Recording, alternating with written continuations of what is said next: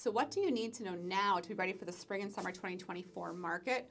Well, we all know that the Denver real estate market picks up the closer we get to spring and summer. So today we're going to talk about and take a look at 5 things that you must consider when you're getting into the Denver housing market this year.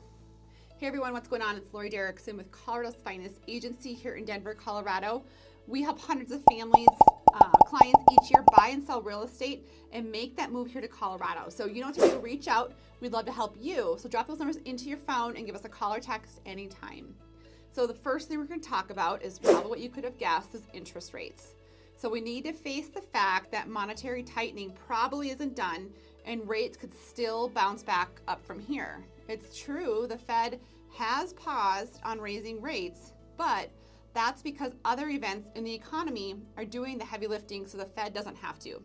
First of all, mortgage securities and the secondary market are playing a huge role. So that secondary mortgage market is like a marketplace where banks and other lenders sell their mortgages. They're given to investors. Now, when investors buy these mortgages, they're actually buying them with something called mortgage-backed securities. This helps lenders get more money to make new loans. Kind of keeps the mortgage rates in check with government agencies like Fannie Mae and Fannie Mae and Freddie Mac that we talked about. They play a big role in this market. Think of it this way. Your mortgage is all bundled up somewhere as a mortgage-backed security. And this is important because this is what is causing havoc on interest rates. The problem we're having is we don't have enough buyers in the secondary market. When a lender sells the mortgage, he or she needs to have a buyer. If there are no buyers, how is he going to get money back in order to lend it again? We need buyers. And unfortunately, we're hurting for buyers at this point. So here's why the Feds first decided to slow down inflation. They were honest from the very beginning on how they were going to do this. They were going to, number one, raise interest rates, which we all know of, and number two, they're going to shrink their balance sheet. And which of these is everyone talking about? Well, obviously, we're all talking about and heard of the interest rate increases, but no one talks about what it really means for the Feds to shrink that balance sheet. And yet, we've been doing it slowly and methodically ever since they began raising those interest rates. So think back to during COVID, the Feds were buying billions of dollars of these mortgage-backed securities. An article by Econ Focus states, as a result of these purchases during COVID, the size of the Fed balance sheet more than doubled from about $4 trillion prior to the pandemic to nearly $9 trillion at the start of 2022. Lots of secondary buyers in the market. The Feds were there just gobbling up those securities as fast as they were issued. And then, guess what happened? Now the Fed stopped buying these secondary mortgage securities to shrink their balance sheet, meaning they aren't buying those mortgage-backed securities at mass volumes anymore. So we just lost a major buyer. But never fear, right? There are other buyers in the secondary market. Well, think through how an investor makes money. When they buy a mortgage-backed security, they make money on it through the interest rates on that debt. But when they buy the security, they have to pay all kinds of fees and not to mention closing costs. If you look at it that way, it takes a bit of time, typically, for them to recover those initial costs. The problem is the current buyers in the secondary market, they don't believe these mortgage-backed securities will last the minute rates drop below 5%. And homeowners will refinance, right? That's what they're all saying. And you can't blame them. Isn't that what we're hoping for? And as a result, the mortgage rates have to go higher and higher in order to induce investors to buy. And investors want to recoup their money right off the bat, not recoup it over the long run. But it's this situation they believe that they won't be there in the long run because the buyers will just refinance. So it sounds risky for investors, right? This is also why you see lenders so willing to pay points to give you a lower rate. This allows them to make profit off their investment faster. So you have the Feds no longer buying mortgage-backed securities, and then you have investors sort of turning their backs on it as well. So we begin to see how mortgage rates can go up without the Feds having to raise the rates, accomplishing their goal through shrinking their balance sheet instead of raising interest rates. The process of shrinking their balance sheet takes more time and is taking place like more behind the scenes that we're not seeing. All this to say, in a recent article from Reuters now states that the Wall Street's biggest banks shifted ahead of last month's Federal Reserve meeting towards predicting that the U.S. Central Bank would end its balance sheet reduction process, further stating, with these minutes from the Fed meeting last month, which were released just this last Wednesday, noted some officials are now ready to talk about how and when the end of that quantified tightening.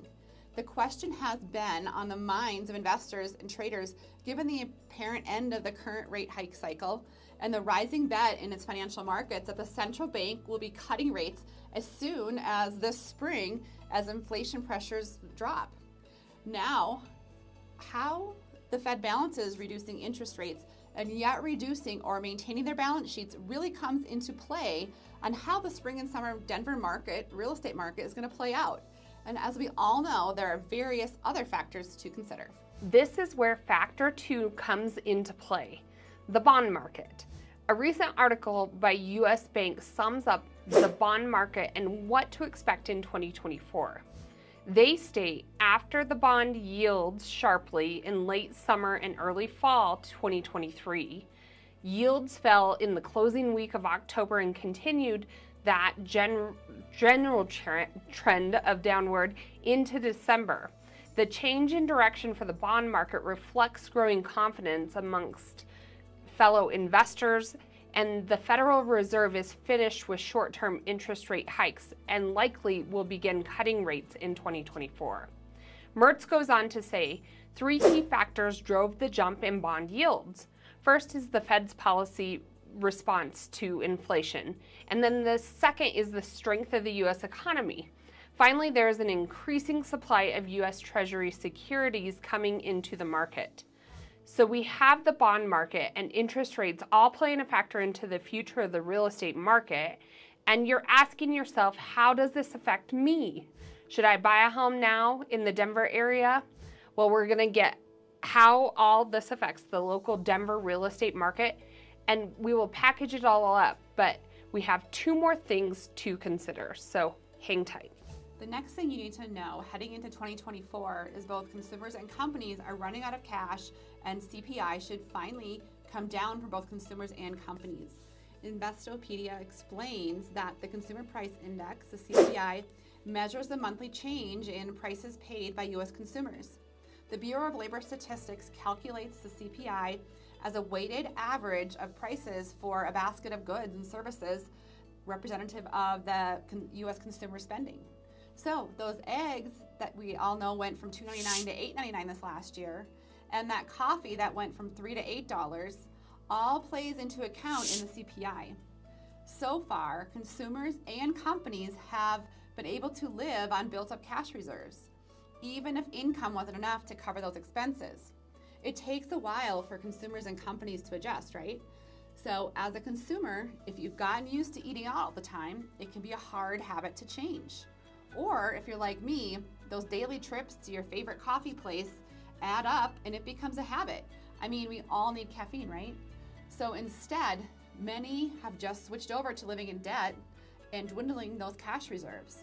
We see that's happening all the time with the high credit card debt that we're accumulating.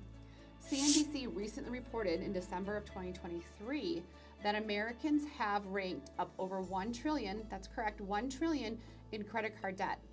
Marley J with NBC News says U.S. consumers took on $43 billion in additional credit card debt during the second quarter of 2023. She continues saying that we have more than tripled the average amount of debt in our households since the Great Recession of 2007 and 2008. The fact is that the number of refinances are also up right now, as reported by a recent article by CNBC as well. According to the Mortgage Banker Association, in the last week of November of 2023, applications for mortgage refinancing increased by 14% from the week prior. So think about this. Why would anyone refinance at a 7.5% interest rate unless they are in financial difficulty?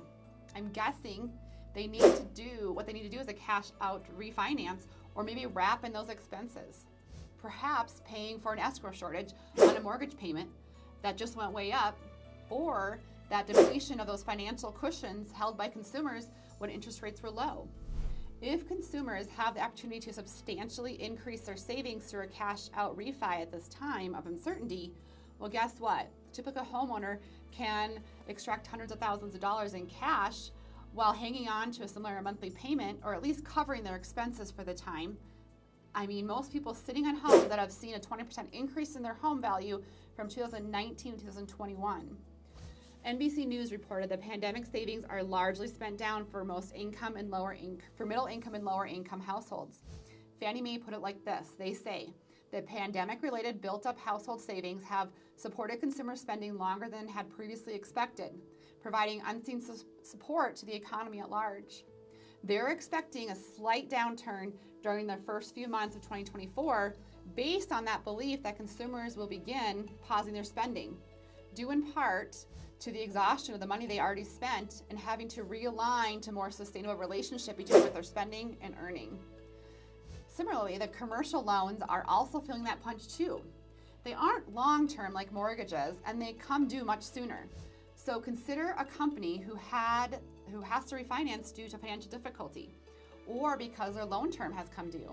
They're currently holding a 3% rate with their current loan, but now they're going to have to refinance it at 8%.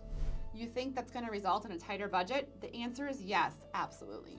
So number 4, now we all know it's an election year, and the major question is how this plays a role in the local Denver real estate market. We know that election years can cause uncertainty, but you have to wonder if it can also mean opportunity. The Fed is supposed to operate independently of the government, but many have suggested that it'll look better for the current administration if the rates actually go down, as really is the case in any major election year. So regardless, you should know that an election year is really a wild card. So typically right before an election, the total sales volume goes down.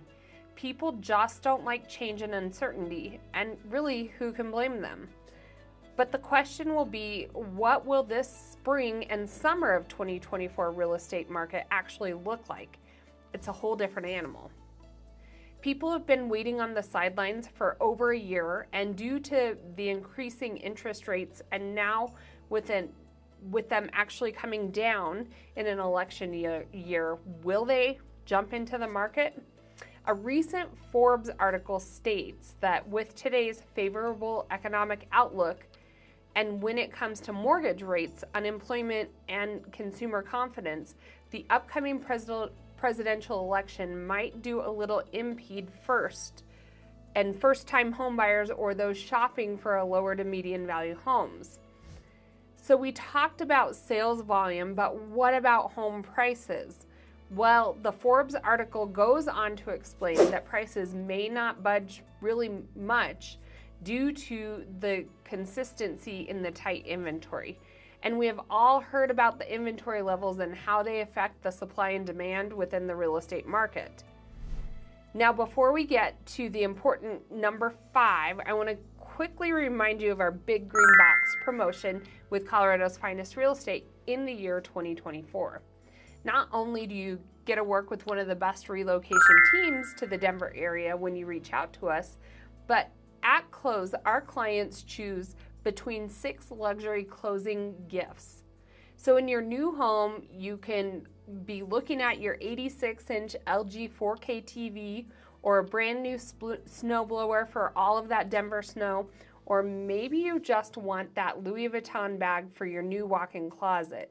So make sure to reach out to us today so we can answer all your questions on moving to Denver and the surrounding areas. All right, you waited this long, you're patient, but let's talk about the local Denver real estate market and what we're seeing or expect to see. According to data by RE Colorado, which is our main home listing service here in Denver that we as agents can access, buyer activity experienced typical seasonal decreases approaching the winter months of 2023. Closings were down by 9% compared to that previous year, marking the 3rd consecutive month-to-month decreases. Despite this, home buyers executed contracts on 2,678 listings, reflecting a 3% increase from the previous year. Economists are anticipating a surge in activity as mortgage rates normalize below 7% this spring and summer. The number of listings that closed in November of 2023 was 9% lower than November of 2022. Additionally, compared to the previous month, the number of closings dropped by 11%, marking the third consecutive month of decline. However, in November, the median close price of a Denver metro area home was $565,000, slightly more than 1% higher than the previous year. However, prices experienced a 3% decrease from October to November. So it's kind of confusing and gives us all types of mixed messages, right? If we look at the data trends, we see a slight dip of Denver home pricing around mid to early of 2023. But over the last couple months, we see those prices working upwards, again, an upward trajectory. Denver has a track record of being one of the best long-term real estate investments in the entire U.S. Denver's strong economy gives buyers the ability to spend more on housing, consequently increasing real estate prices. Home values have risen so much over the past 6 to 7 years here in Denver that affordability has become an issue for a person earning a medium income in Denver.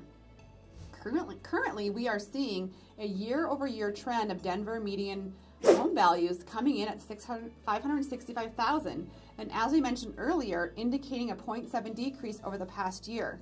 We are seeing more and more negotiation power on the side of buyers here in Denver.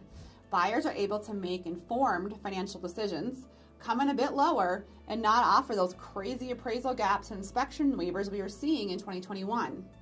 So to sum it up, I'm going to say the spring and summer Denver real estate market in 2024 is about one word: timing.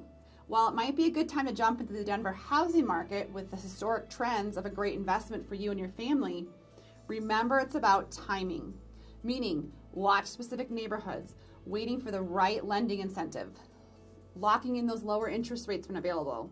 As we approach spring and summer market, we expect more buyers to come out of the woodwork with the predicted lower interest rates. But we are still expecting our clients to have more negotiating power and being able to get them into a great financial investment here in Denver for years to come, something we pride ourselves on. So are you ready to find your dream home here in Colorado? Let's begin to prepare for that move in 2024. So let's talk about that timing, local lending, how to line up a state-to-state move with school, jobs, home contingencies. So drop those numbers into your phone and reach out to us. We love what we do. We're good at what we do. Check out our 5-star Google reviews. We help families make the move here to the Denver area all the time. We absolutely love it. So put those numbers in your phone, give us a call or text. Until next time, we're out from Colorado.